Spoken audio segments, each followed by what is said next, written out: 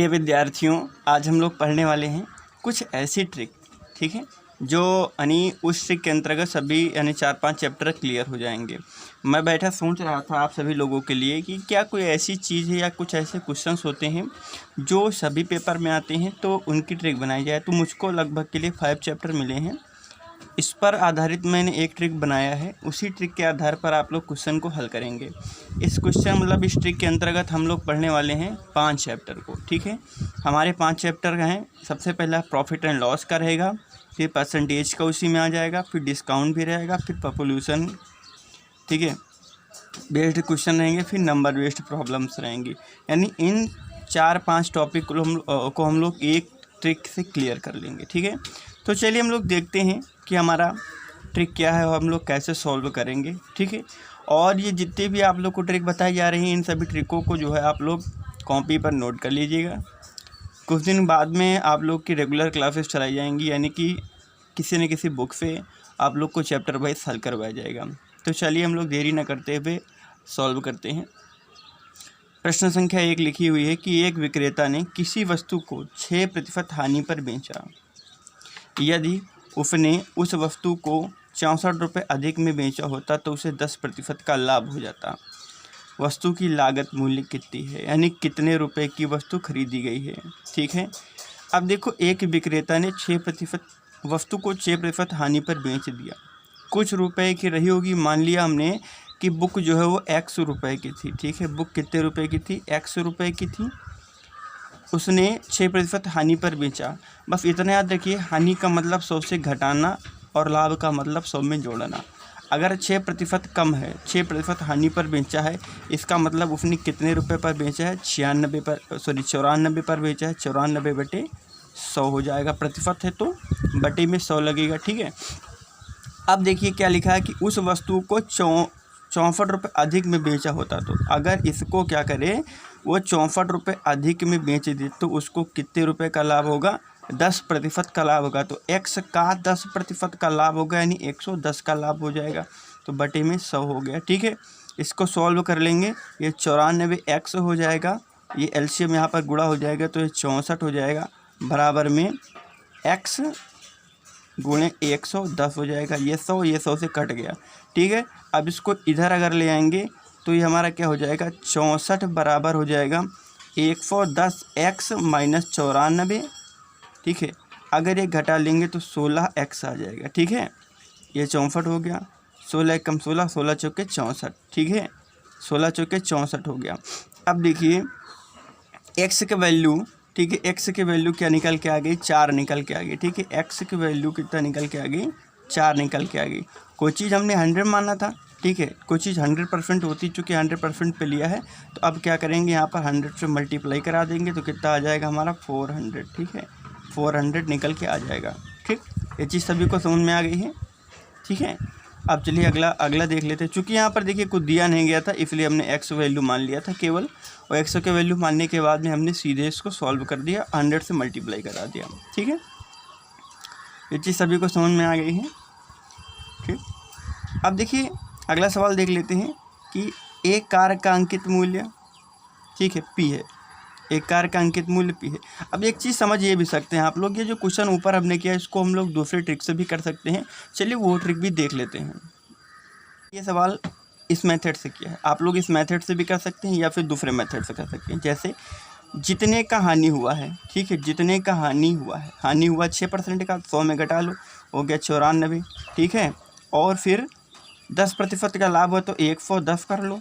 अधिक या कम और अधिक का मतलब होता है दोनों के बीच का अंतर। यहाँ से दोनों के बीच का अंतर 16 है और क्वेश्चन में अधिक या कम दिया गया है 64, ठीक है। क्वेश्चन में कितना है? 64। तो एक रेशियो का वैल्यू निकल के आ गया 16 चौके 64। एक रेशियो का वैल्यू 4 आ गया। अब कोई चीज़ 100% होता है तो बस इसमें 100 से गुणा करा दो तो कितना हो जाएगा? 400, ठीक है। आप लोग इस तरीके से भी कर सकते थे, ठीक। चलिए हम लोग अगला सवाल देख लेते हैं। लिखा है एक कार का अंकित मूल्य P है। दिसंबर सेल के कारण एक आदमी ने उस पर 18% की छूट पर खरीद लिया और नकद भुगतान की वजह से उसको 10% छूट और पा गया। यानी 18% छूट मिली, ठीक है, लेकिन उसने नकद भुगतान कर दिया तो उसको 10% और छूट मिल गया। इसके बाद में वह खरीदी गई कीमत का 5% उसके आवश्यक यानी सहायक सामग्री को खरीदने पर खर्च कर देता है। अगर वह कुल 6,19,920 रुपये खर्च करता है तो कार का अंकित मूल्य बताना है। ठीक है, मान लिया अंकित मूल्य 100 रुपये या पी रुपये था, यहाँ पर दिया गया पी रुपये, उसको 18% की छूट मिली है। तो हम लोग क्या करेंगे, 100 से 18 घटा देंगे। ठीक है, 100 से 18 अगर घटाएंगे तो 82 आएगा। ठीक है, 82/100। ठीक है, अब देखिए, और नकद भुगतान पर 10% की छूट और पाता है, तो इसी पर क्या हो गया, उसने 10% छूट और पा लिया तो 90 बचा। ठीक है, उसके बाद वह खरीदी गई कीमत का 5% उसके सहायक सामग्री पर खर्च कर देता है। तो इस टोटल का उसने क्या किया, 5% खर्च कर दिया, यानी 100 था, 5 खर्च कर दिया तो 105 हो गया। ठीक है, और क्या हो गया, बटे 100 हो गया। बराबर में अगर वह कुल 6 लाख, ठीक है, 6,19,920 रुपये खर्च कर दे रहा है। ठीक है, इस तरीके से एक इक्वेशन हमारी बन के आ गई है। अब इस इक्वेशन को हम लोग सॉल्व कर लेंगे। ठीक है, अब देखेंगे कैसे सॉल्व करेंगे। 1 0 से यहाँ काट देंगे। ठीक है, अब यहाँ पर काट लेंगे 5 से। ठीक है, 5 दूनी 10, 5 शून्य 0 हो गया। अब यहाँ पर 5 दूनी 10, 5 1 कम 5 हो गया। ठीक है, और कटेगा लेकिन कुछ नहीं, नीचे वाली गिनती को यहाँ से गुणा करा लेंगे और ऊपर वाली गिनती को नीचे के बटे में कर लेंगे। ठीक है, तो क्या हो जाएगा, x 6,19,920 हो गया। ठीक है, का गुणा 20 का गुणा 10 का गुणा 100।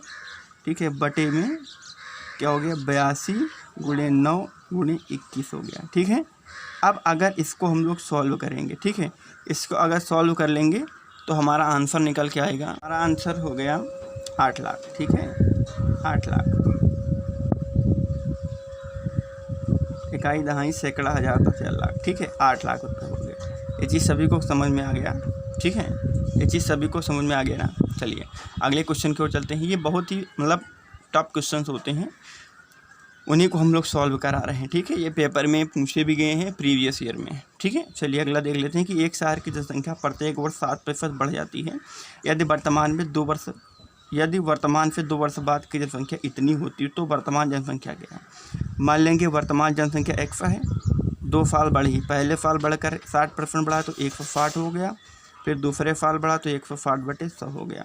ठीक है, तो उसकी जनसंख्या कितनी हो गई, 87,040 हो गई। ठीक है, अब क्या करेंगे, यहाँ से 2 0 काट लेंगे, नीचे वाले का ऊपर से गुणा कर लेंगे तो x बराबर में क्या हो जाएगा, 87,040 × 100।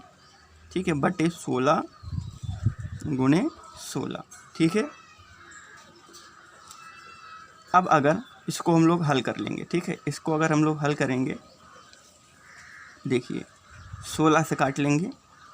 ठीक है, देखिए 16 × 5 = 80। ठीक है, 5 हो गया, 7 बचा, 16 × 4 = 64। ठीक है, 64 में, ठीक है, 6 बचा इधर, फिर 16 × 4 = 64, 16 शून्य 0। ठीक है, फिर 16 से अगर काट लेंगे इसको हम लोग। ठीक है, 16 × 3 = 48। ठीक है, यहाँ पर हो जाएगा 16 × 3 = 48 हो जाएगा, और 16 × 4 = 64, 16 शून्य 0, और ये 2 0 जो है वो 2 0 यहाँ पर उतर जाएंगे। तो आंसर हमारा कितना हो गया।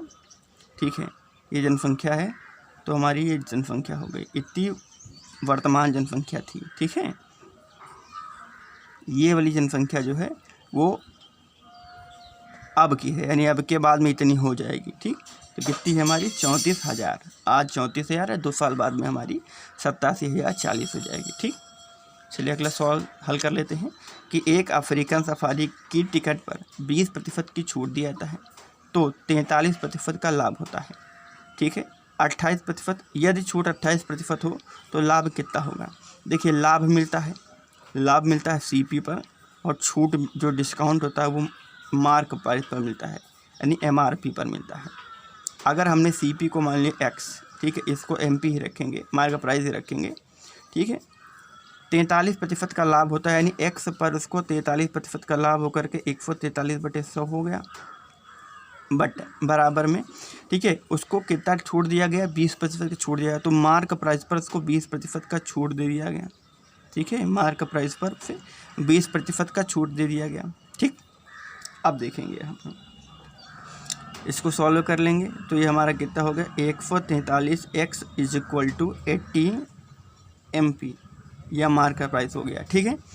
अब इसको और आगे सॉल्व कर लेंगे, यानी यहाँ से एक चीज़ हमको पता के चल गया कि जो 143x है, ठीक है, वो मार्क प्राइस, ठीक है, मार्क प्राइस का मतलब क्या है, वो 80 मार्क प्राइस के बराबर है। 143 जो x है यानी कास्ट प्राइस है वो 80 मार्क प्राइस के बराबर है। अगर हम लोग कास्ट प्राइस को CP को मान लें 100%, ठीक है, CP को मान लें 100% मान लें तो x की जगह पे 100 रख लेंगे, ठीक है। तो 143 गुणे 100 हो जाएगा और ये वाला बटे में चला जाएगा तो 80 हो जाएगा, बराबर में मार्क प्राइस हो जाएगा, ठीक है, मार्क प्राइस हो गया। अब देखिए, अब वो कह भी रहा है एक चीज़ कि वो 28% का डिस्काउंट दे रहा है, ठीक है। अब 28% का डिस्काउंट भी दे रहा है इसी पर, ठीक है। तो अब एक चीज़ यहाँ पर समझेंगे, तो 143 गुणे 100 बटे 80 पर 28% का डिस्काउंट करा देंगे, ठीक है। अगर 28% का डिस्काउंट करा देंगे, ठीक है, तो कितना बचेगा, 72 बटे में 100 हो जाएगा, 100 to 100 कैंसिल हो जाएगा, ठीक है। 8 दाम 80 हो जाएगा और 8 9 72 हो जाएगा, ठीक है। अब देखेंगे यहाँ पर अगर हम लोग काटेंगे तो पॉइंट में आंसर आएगा, यहाँ पर इसको गुणा कर लेंगे यहाँ पर, ठीक है। तो यहाँ पर गुणा हमारा आ जाएगा 1287 बटे 10 हो जाएगा। इसको और सॉल्व करा लेंगे तो 128.7 हो जाएगा। अब देखिए, पहले हमारा 100 रुपये था, ठीक है, 100 रुपये से हमारा 128 रुपये 7 पैसे हो गया, ठीक है। इस हिसाब से अगर देखें तो लाभ हमारा, प्रॉफिट कितने का हुआ, कितने रुपए का लाभ हो गया, 28 रुपये 7 पैसे का, ठीक है। तो प्रॉफिट हमारे कितने का हो गए, 28.7 रुपये, ठीक है, सॉरी 28.7 रुपये का हमारा प्रॉफिट हो गया, ठीक है। पहले 100 रुपये था, 100 रुपये से हमारा इतने रुपये बन गया। जब इतना रुपये बन गया तो इसका मतलब क्या है, पहले 100 रुपये का था, अब 28 रुपये 7 पैसे मिल रहे हैं, तो इसका मतलब 28 रुपये 7 पैसे जो है वो हमारा क्या है, लाभ है, ठीक। चलिए कुछ और क्वेश्चन कर लेते हैं। यदि नीता का वेतन पायल के वेतन से 25% अधिक है तो पायल का वेतन नीता के वेतन से कितने प्रतिशत कम होगा। देखिए, नीता का वेतन पायल के वेतन से 25% अधिक है, ठीक है। एक नीता है, एक पायल है, इसका वेतन जो है वो 25% अधिक है। 25 का मतलब 125 है, तो इसका 100% है। यहाँ से डिस्काउंट या फिर यहाँ से हम लोग डिफरेंट निकाल लेंगे। डिफरेंट कितने का है, 25 का है, ठीक है। क्या बताना है कि पायल का वेतन नीता के वेतन से कितना कम है, यानी पायल का वेतन इसके वेतन से कितना कम है, ठीक है।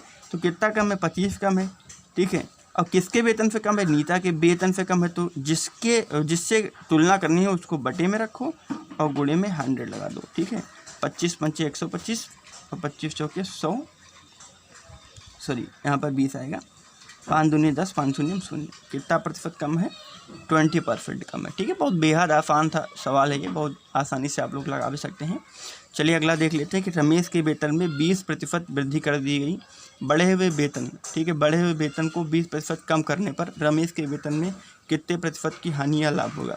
एक चीज़ याद रखना, जब उतने की ही कमी की गई हो और उतने को ही बढ़ाया गया हो, यानी 20% की वृद्धि की गई हो, 20% को कम किया गया हो, या फिर 40% की वृद्धि की गई हो, 40% को कम किया गया हो, तब देखिए हमेशा हानि होगी, ठीक है। हमेशा क्या होगी, हानि होगी। एक चीज़ सब लोग दिमाग में बनाए रखिएगा, यहाँ पर सूत्र क्या लगेगा, x बटे 100 या फिर x² बटे 100 हो जाएगा, ठीक है। तो x का मतलब है जितने की कमी और जितने की वृद्धि, यानी दोनों अगर सेम है तो यहाँ पर 20 का स्क्वायर बटे 100 हो जाएगा और 20 दिसम 400, 400 बटे 100, 2 0 कट गया, 4%, ठीक है। 4% की क्या हो जाएगी, हानि हो जाएगी। बस इतना याद रखना है हमको कि मतलब जितना कम किया गया है और जितना बढ़ाया गया दोनों सेम हो तो ये वाला फार्मूला लगाएंगे और हमेशा हानि होता है, ठीक है दोस्तों। ये थे कुछ बहुत ही आसान से तरीके, आप लोग को समझ में आया होगा। मैं आशा करता हूँ कि ये वीडियो आप लोग को अच्छा लगा होगा, तो वीडियो को ज़्यादा से ज़्यादा शेयर करें और वीडियो को लाइक भी करते रहें। अगर आप लोग चैनल पर नए हैं तो चैनल को सब्सक्राइब करना मत भूलें। चलिए मिलता हूँ अगले वीडियो में, तब तक के लिए सभी को मेरा धन्यवाद। और जाते जाते ये भी बता दूँ, अगर आपने अभी वीडियो को शेयर नहीं किया तो वीडियो को ज़्यादा से ज़्यादा लोगों तक शेयर करें। चलिए मिलेंगे अगले वीडियो में।